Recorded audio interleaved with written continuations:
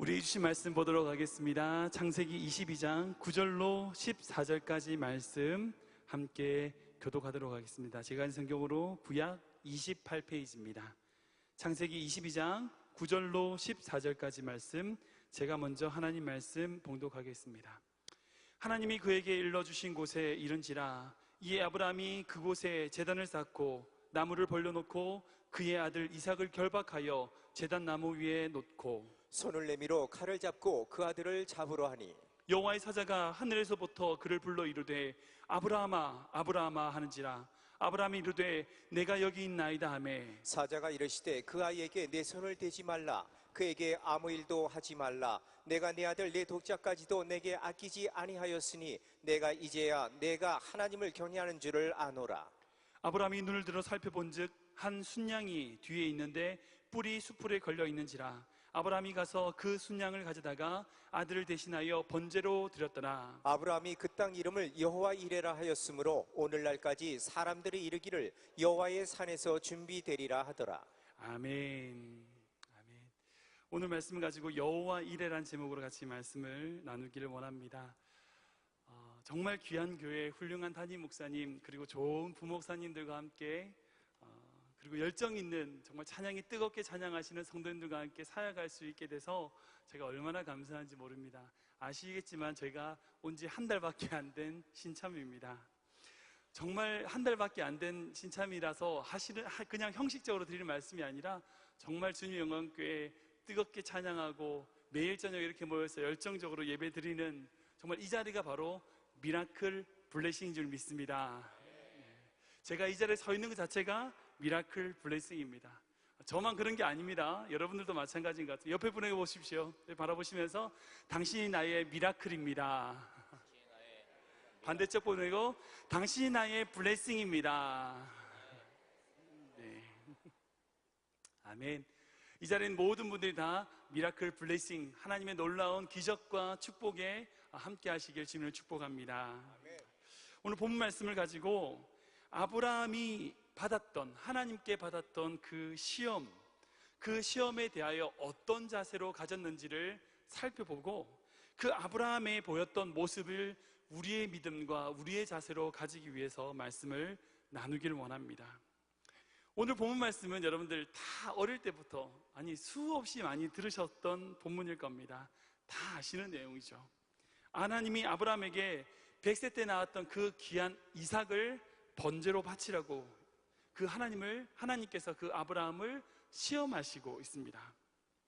사실 우리는 이 번제란 것이 익숙치 않습니다. 그렇죠?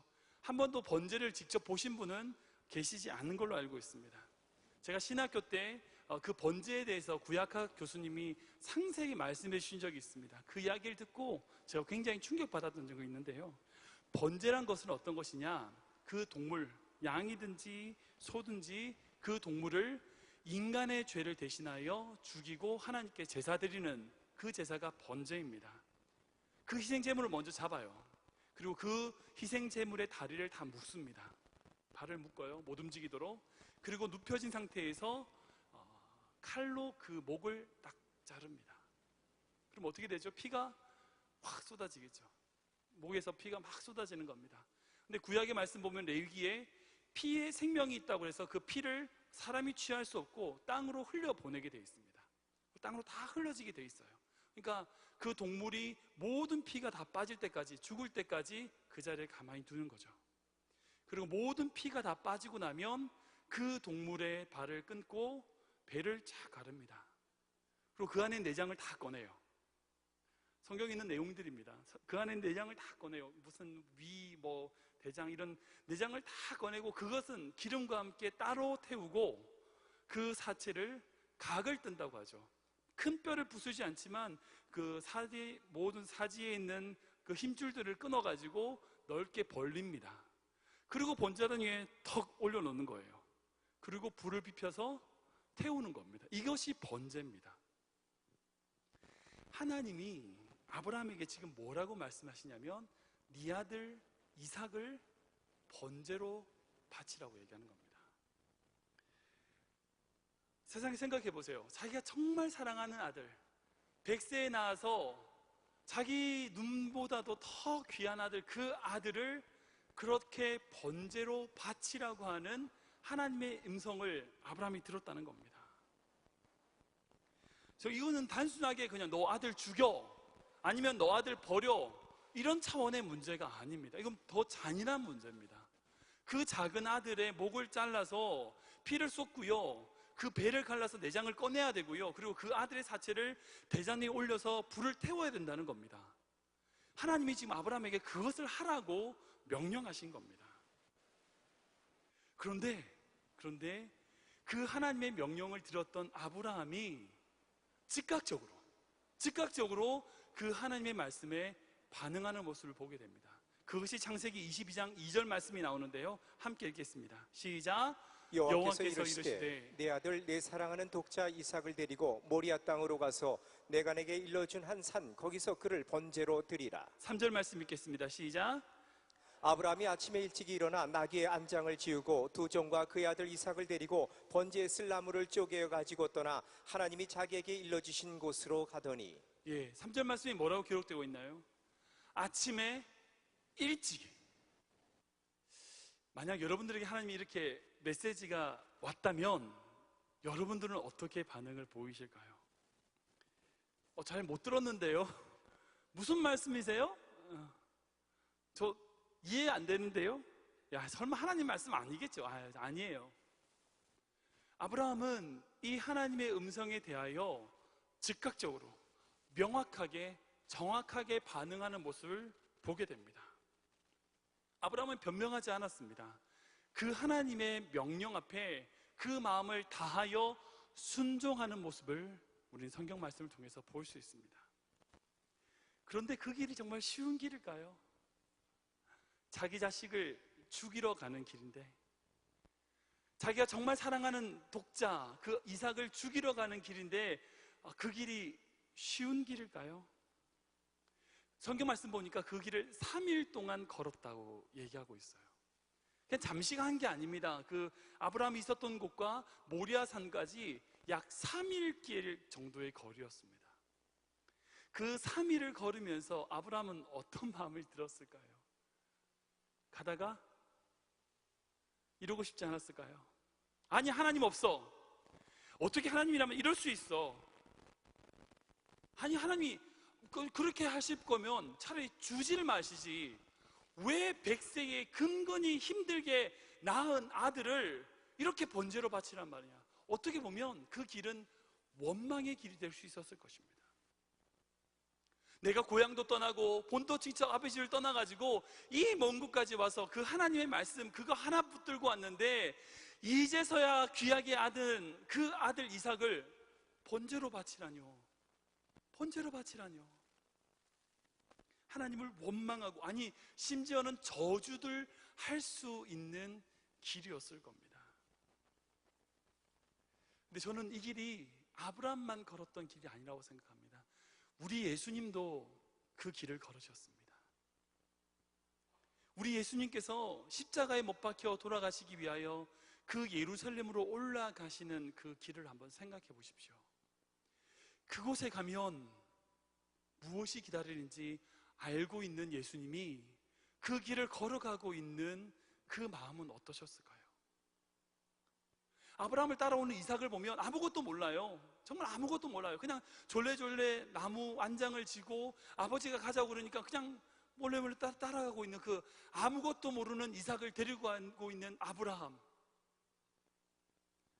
아무것도 모르는 제자들, 예수님이 무슨 예루살렘에서 왕이 된 줄 알고 아무것도 모르면서 예수님을 따라가면서 예수님이 정말 우리의 왕이 되실 거야 이러면서 쫓아가고 있는 제자들을 데리고 걸어가는 예수님, 너무나 유사한 것 같습니다.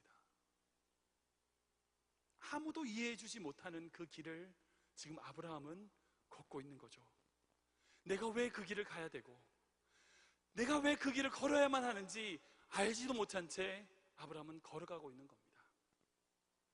그런데 여기서 그치지 않았습니다. 아브라함은 여기서 그치지 않고요, 아브라함은 또 다른 믿음이 그 안에 있었던 것을 볼 수 있습니다. 그 말씀이 바로 히브리서 11장 17절부터 19절까지 말씀이 있는데요, 우리 함께 같이 읽도록 하겠습니다. 시작.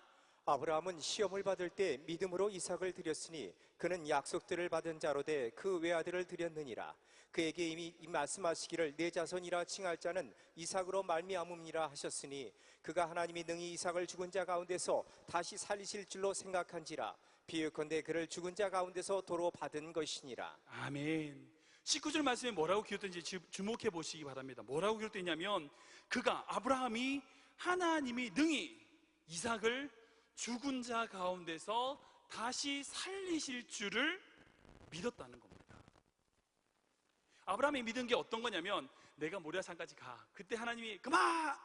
이렇게 할 것이다 라고 하는 것을 믿은 게 아니에요. 뭘 믿었냐? 모리아산까지 가서 자기 아들을 목을 자르고 배를 가르고 불을 태워도 하나님께서 그 죽은 이삭을 다시 살리실 줄을 믿었다는 거예요. 이것이 아브라함의 믿음이었습니다. 단순하게 그냥 하나님은 좋은 분이야, 하나님은 참 괜찮은 분이야, 이렇게 그냥 하나님이 좋은 분이란 것으로 인식하는 것이 아니라 하나님이 구체적으로 어떻게 하실 것이다라고 하는 믿음이 아브라함에게 있었던 겁니다. 내가 비록 내 아들 이삭을 죽인다 할지라도, 내가 비록 내 아들 이삭을 번제로 하나님께 바친다 할지라도 하나님은 능히 살리실 분인 줄 아브라함은 믿었던 겁니다. 그가 경험을 했거든요. 자기 몸이 죽은 것 같았으나 하나님께서 다시 살리셔서 이삭을 낳게 하셨거든요. 그 경험이 아브라함에게 있으니까 아브라함은 내가 죽인다 할지라도 하나님이 그 이삭을 다시 살리실 줄을 믿었던 겁니다. 예수님이 걸었던 그 고난의 길도 이와 마찬가지였습니다. 예수님의 그 십자가 죽음마저도 하나님의 또 다른 구원과 하나님의 또 다른 계획임을 알고 계셨습니다. 그리고 본인이 하나님께서 다시 죽은 자 가운데서 살리실 것을 제자들에게 수차례 예수님은 말씀하셨습니다. 성경 곳곳에 내가 죽은 자들과 함께 다시 부활의 첫 열매가 될 것이라는 것을 제자들에게 가르쳐 줬습니다. 제자들 이해 못했죠. 그러나 예수님은 하나님께서 자기를 부활, 십자가의 그 고난길을 지난 이후에 부활로 말미암아 모든 사람을 구원케 하는 영생의 길을 주실 것을 예수님은 믿었던 것을 볼 수 있습니다. 혹시 여러분들 지금 힘들고 어려운 사명의 길, 헌신의 길, 고난의 길, 그 길을 걸으시는 분 계십니까? 그 길 끝에 우리 주님 계신 줄 믿으시기 바랍니다. 어느 가정에서 목장 예배를 드리는데요, 가족 구원을 위해서 끊임없이 기도하시는 집사님을 본 적이 있습니다. 그 마음 가운데 가족을 구원해야 되겠다고 하는 열정과 기도가 그 삶에 들어있는 것을 볼 수 있습니다. 왜 그래야 되죠? 그냥 그 사람 구원 못 받는 것을 그칠 수 있지만 그것이 본인에게 있어서 사명인 거예요. 힘들지만 어렵지만 다시 한국까지 가서라도 그 가족을 구원시켜야 되겠다고 하는 하나님의 뜻과 계획이 그 가정 가운데 있는 것을 보게 됩니다. 또 어떤 분들은 몸이 아프고 환경이 어렵고 사람이 이해할 수 없는 문제와 상황 가운데 빠져서 아무도 알아주지 못하는 그 고난의 길을 걸으시는 분이 있습니다. 그러나 우리 주님은 그 길을 아신 줄 믿습니다. 그 길 속에서 하나님이 여러분들을 위하여 일하시는 분인 줄 믿으시기 바랍니다. 저도 아브라함만큼은 아니지만, 예수님만큼은 아니지만, 다른 성도님만큼은 아니지만 힘들고 어려운 길을 걸었던 적이 있습니다. 오늘 설교 좀 짧게 하는 건 시간이라서 제가 이 원고를 그 내용을 뺐는데요, 다음에 혹시 기회가 된다면 제가 그것을 나누는 시간이 있을 것 같습니다. 아무튼 힘들고 어려운 시간을 보냈어요. 참 힘들고 어려운 시간을 제가 보내고 있을 때에 제가 이 말씀을 묵상했습니다. 근데 저한테 하나의 질문이 생긴 거예요. 이 아브라함이 이렇게 힘들고 어려운 길을 걸어가고 있을 때에, 이 3일 길을 걸어가고 있을 때에 하나님 도대체 뭐 하셨습니까? 저 안에 질문이 드는 거예요. 저도 비슷했거든요. 저도 힘들었거든요. 하나님, 이렇게 힘들고 어려운 고난의 길을 아브라함이 걷고 있는데 그러면 그때 하나님 도대체 뭐 하고 계셨어요? 하나님, 제가 이렇게 지금 힘들고 어려운 길을 가고 있는데 도대체 하나님은 뭐 하고 계시는 겁니까? 동일한 질문이 제 삶 가운데 들어온 겁니다. 하나님께 질문 드렸어요. 도대체 하나님 뭐하고 계셨냐고. 그랬더니 하나님이 저에게 대답해 주셨습니다. 나? 양 몰고 있었지? 이거를 제가 그냥 말로 설명하면 잘 안 돼서 PPT 하나를 준비했는데요. 한번 보시겠어요? 이걸 모리아산이라고 생각해 보십시다. 어떤 사진에 있는 걸 제가 모리아산인데요. 아브라함과 이삭이 있습니다. 다음. 아브라함과 이삭이 올라가서 생각해 보시면 많은 분들이 여호와 이레라고 하면 어떻게 하냐면 아브라함과 이삭이 자 올라가서 그곳에서 이삭을 죽이려고 했는데 하나님이 그만 해서 그곳에서 다음 짠 하고 순양을 만들어 주셨다라고 생각을 많이 해요. 저는 그렇게 생각합니다. 하나님은 우리 창조주 하나님이시기 때문에 그 순간에 아브라함과 이삭을 멈추게 하시는 순간에 순양 하나를 만드실 수 있는 분이라고 저는 믿습니다. 하나님은 창조주 하나님이세요. 많은 분들이 이렇게 생각을 하시는데 하나님이 저에게 주셨던 대답은 이게 아니었어요. 다음 보시겠습니까? 아브라함과 이삭이 그 힘든 길을 올라가고 있을 때에 다음 산 건너편에서 순양 한 마리가 올라오는 겁니다. 그리고 산 꼭대기에서 탁 만나게 되는 거죠. 여러분들 이게 저한테 굉장히 큰 은혜였습니다. 큰 감격이었습니다. 뭔지 아세요? 나는 진짜 지금 힘들고 어려운 길을 걸어가고 있는데 난 진짜 지금 어렵고 힘든 길을 걸어가고 있는데 내가 보이지 않는 그 산 너머에 하나님이 양 한 마리를 몰고 가고 계시는 거예요. 이게 여호와 이레란 겁니다. 내가 보지 못하는 곳에서 하나님이 나를 위하여 일하고 계신다는 겁니다. 이것이 여호와 이레입니다. 여호와 이레는 어느 순간에 짠하고 하나님이 만들어 주신다는 것이 아니라 내가 비록 깨닫지 못하고 알지 못하지만 내가 정말 느끼지 못하지만 내가 살아가는 길 속에서는 정말 하나님이 깜깜해서 보이지 않고 아무것도 느낄 수 없는 것 같지만 내가 보지 못하는 곳 바로 산 너머에서 하나님이 양을 준비하고 계시는 것, 이것이 여호와 이레 하나님이시라는 겁니다. 제가 이 말씀 들었을 때 얼마나 감격하고 눈물 흘리는지 모릅니다. 저는 정말 깜깜하고 힘든 길을 걸어가고 있는데 내 주위엔 아무도 없는 것 같은데 내가 보이지 않는 곳에서 하나님이 일하고 계셨구나. 그래, 내가 보이지 않는 곳에서 하나님이 역사하고 계셨구나라는 것을 제가 느끼는 순간 저에게 얼마나 큰 감격과 은혜가 있었는지 모릅니다. 여러분들 삶 가운데 이 믿음 가지시길 주님을 축복합니다. 제가 좋아하는 찬양 중에 돈모엔이라고 하는 많은 분들이 아시겠지만 God will make a way라는 찬양이 있어요. 노래는 잘 못합니다. 근데 그 가사가 이런 가사가 있습니다. God will make a way where there seems to be no way. He works through way we cannot see. He will make a way for me. 한글말로 보내면 나의 가는 길 주님 인도하시네. 그는 보이지 않아도 날 위해 일하시네. 여기까지만 할 거예요. 이 가사입니다. 나의 가는 길 주님 인도하시네. 그는 보이지 않아도 우리는 볼 수 없어요. 그러나 내가 보지 못하는 그곳에서 우리를 위하여 일하시는 하나님, 여러분 그 하나님 믿으시기 바랍니다. 정말 근데 이런 관점에서 본다면 미라클은 없습니다. 여호와 이레만 있어요. 우리 눈에 보기엔 미라클이죠. 그죠? 인간의 눈에 보기엔 미라클이에요. 갑작스럽게 하나님께서 짠 하고 주시는 것 같은 미라클인데 우리 눈에 보기엔 미라클일지 몰라도 하나님의 눈에 보기엔 우리가 보지 못한 곳에서 이미 3년 전, 5년 전에 이미 하나님이 일하고 계셨던 것을 볼 수 있습니다. 우리 눈에 보기엔 미라클이지만 하나님의 눈에는 여호와 이레, 우리를 위하여 일하시는 하나님, 그 하나님인 줄들 믿으시기 바랍니다. 우리 찬양팀 한번 올라올까요? 제가 이 설교를 준비하면서 이 찬양이 생각이 났습니다.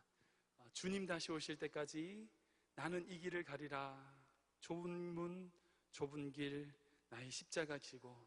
이 찬양이 생각이 나면서 제 마음 가운데 하나님, 우리의 가는 길, 우리가 걸어가는 그 길 속에 하나님의 은혜를 부어주십시오라고 하는 기도 제목이 나왔습니다. 함께 이 찬양으로 기도하며 주님께 나아가기 원합니다.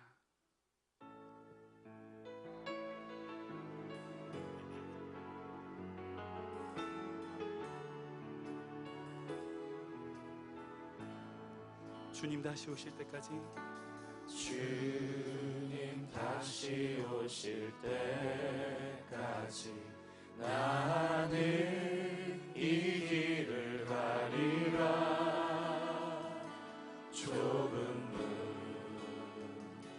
좁은 길 나의 십자가 지고 나의 가는 길, 나의